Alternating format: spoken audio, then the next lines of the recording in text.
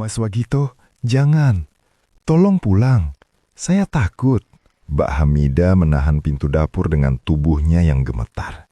Mulutnya menolak keras, tapi aku melihat tangannya justru mencengkeram kusen pintu, bukan mendorongku menjauh. Ada keraguan di sana. Ini sudah lewat jam 10 malam. Aku tidak peduli lagi. Aku tidak mundur. Justru kutempelkan badanku ke pintu. Mendorongnya masuk perlahan, taruhannya tinggi malam ini. Mas, banyak orang loh. Kalau tetangga sampai tahu Mas Wagito mau ke sini, gimana? Habis kita, Mas. Bisiknya panik. Matanya liar melihat ke arah jalanan gelap di belakangku. Aku tahu, kalau sampai ada yang melihat, tamat riwayatku di desa ini. Tapi melihat keringat di leher jenjang janda kembang desa sebelah ini, akal sehatku sudah hilang sejak tadi sore. Aku harus masuk sekarang juga.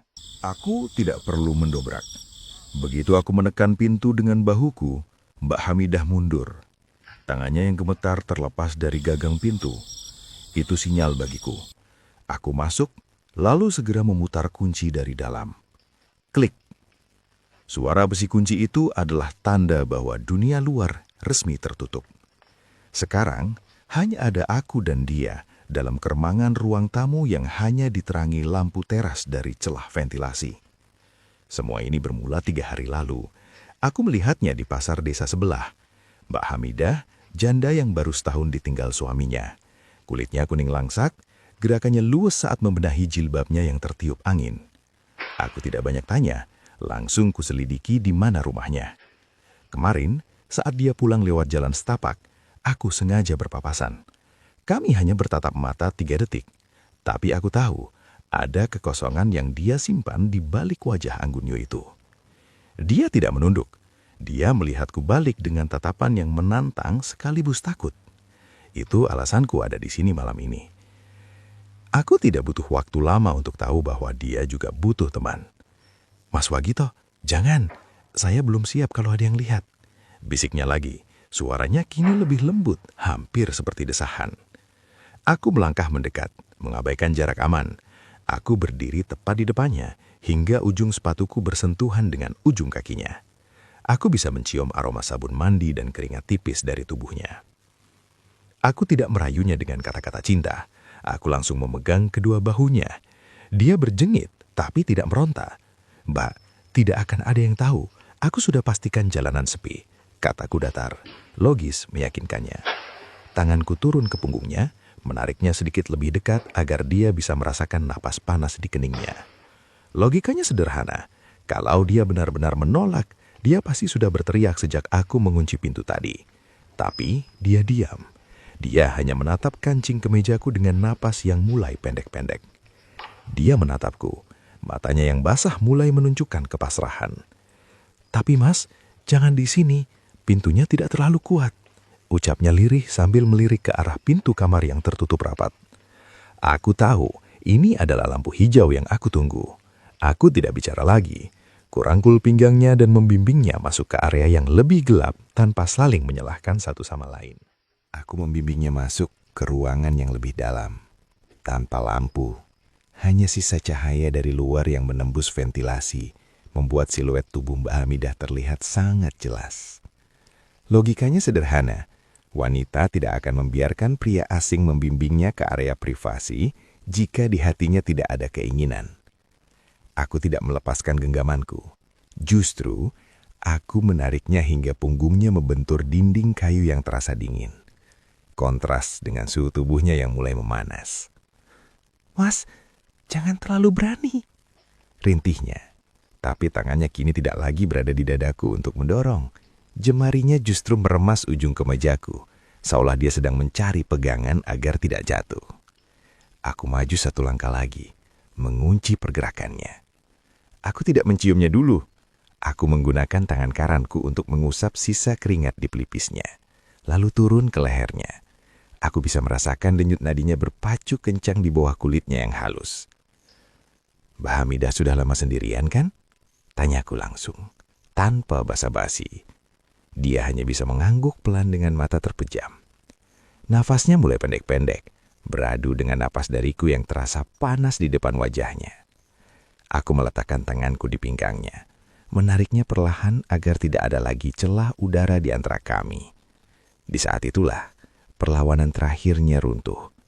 Bahunya yang tadi tegang, kini melorot lemas dalam dekapanku. Saat suasana sudah sangat panas dan sunyi, tiba-tiba terdengar suara langkah kaki di samping rumah. Suara gesekan sandal di atas kerikil. Mbah Hamidah langsung membeku. Matanya membelalak menatap ke arah jendela ruangan itu. Tangannya membekap mulutnya sendiri agar tidak berteriak. Kami berdua terpaku dalam posisi yang sangat dalam, menunggu apakah rahasia ini akan terbongkar dalam hitungan detik, atau justru menjadi bumbu yang membuat malam ini semakin gila. Suara itu perlahan menjauh, tapi rasa takut yang bercampur dengan gairah justru membuat Mbah Hamidah kehilangan kendali. Dia justru memelukku lebih erat, menyembunyikan wajahnya di dadaku. "Cepat, Mas, sebelum ada yang lihat lagi," bisiknya hampir tidak terdengar. Aku tahu, sekaranglah saatnya aksi nyata dimulai, tanpa ada yang menyalahkan. Begitu kata cepat keluar, aku langsung bertindak. Tanganku merangkul tengkuknya, menarik wajahnya hingga hidung kami bersentuhan. Nafasnya pendek dan panas. Logika ketakutan kalah telak oleh kebutuhan. Tanpa gaya film-film, aku membimbingnya mundur ke kegelapan bagian dalam. Tumitnya sempat tersandung ujung tikar, tapi dekapanku menahannya tetap tegak.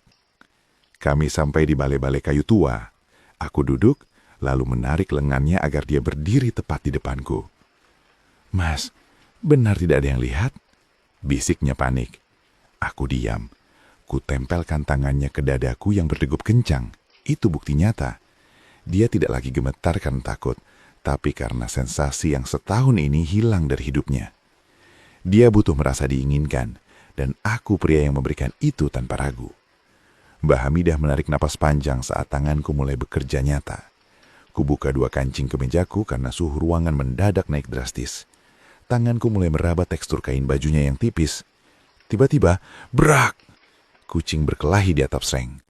Hamidah tersentak, refleks memeluk leherku erat, menyembunyikan wajah di ceruk leherku. Jantung kami beradu, hanya terhalang dua lapis kain tipis. Ketegangan yang memuncak. Kekagetan itu justru jadi pemicu. Dia tidak melepaskan pelukan, justru semakin menekan tubuhnya padaku. Aku menarik ikat rambutnya hingga rambut panjangnya terurai. Aku tidak merayu, aku beraksi. Kupastikan tubuhnya menempel tanpa celah. Dia melenguh rendah, bukan karena paksaan, tapi karena tubuhnya merespon setiap sentuhan yang kuberikan secara presisi. "Mas Wagito," suaranya serak. Tidak ada waktu untuk estetika, ini tentang aksi yang jujur. Kulit bahunya yang halus bertemu telapak tanganku yang kasar. Kontras itu memicu adrenalin. Dia mulai membalas, jemarinya menyusup ke rambutku, menarikku lebih dekat. Di ruangan gelap ini, hanya ada gesekan kain dan nafas berkejaran. Hamidah benar-benar luluh. Aku bukan lagi orang asing, tapi satu-satunya hal nyata yang bisa dia genggam malam ini. Kutuntun dia merebah di balai-balai, memastikan posisinya nyaman. Batas antara takut dan mau telah hilang. Yang tersisa hanyalah dua manusia melunaskan rindu terpendam. Tanpa ada kata maaf, karena kejujuran tak perlu dimaafkan. Di atas balai-balai kayu yang berderit halus itu, semua keraguan Mbah Hamidah sudah luruh sepenuhnya. Begitu kulit kami bersentuhan langsung tanpa penghalang, aku bisa merasakan panas tubuhnya yang menjalar, mengalahkan dinginnya udara malam di dalam ruangan ini. Aku tidak lagi menggunakan kata-kata untuk meyakinkannya. Logikanya sederhana. Tindakan jauh lebih jujur daripada janji. Tanganku bergerak dengan pasti, menyusuri lekuk tubuhnya yang selama ini hanya bisa kubayangkan dari jauh. Mbah Hamidah memberikan respon yang jauh lebih berani dari yang kukira. Dia menarik bahuku, membiahkan jemarinya yang lentur namun kuat mencengkram kulitku, seolah-olah dia sedang melampiaskan seluruh kesepian yang dia pendam selama setahun ini. Gerakannya tidak lagi ragu. Dia mendominasi sisa-sisa ruang di antara kami dengan napas yang memburu tepat di depan wajahku. Aku memberikan tekanan yang tepat di titik-titik yang membuat dia kehilangan kendali. Setiap gerakan yang kubuat adalah balasan atas kejujurannya malam ini.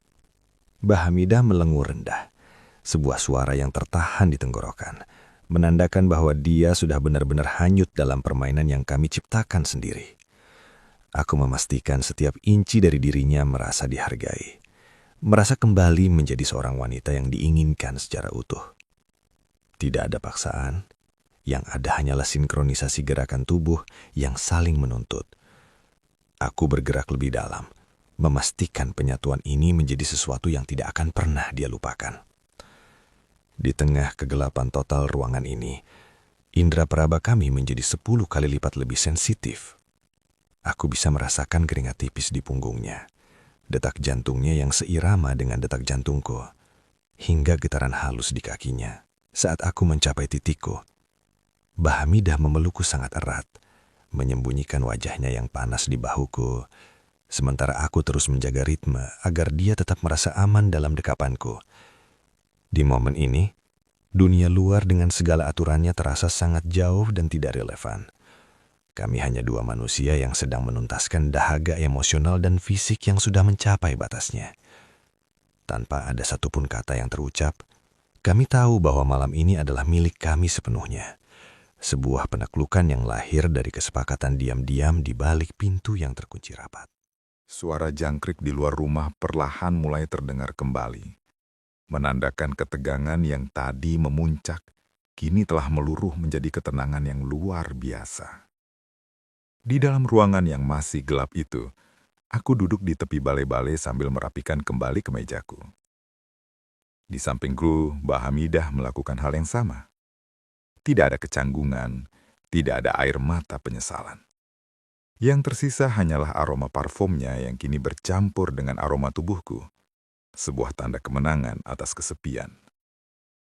Mbah Hamidah mendekat, menyandarkan kepalanya sejenak di bahuku sambil membetulkan rambutnya yang terurai. "Mas Wagito, terima kasih untuk malam ini," bisiknya sangat pelan.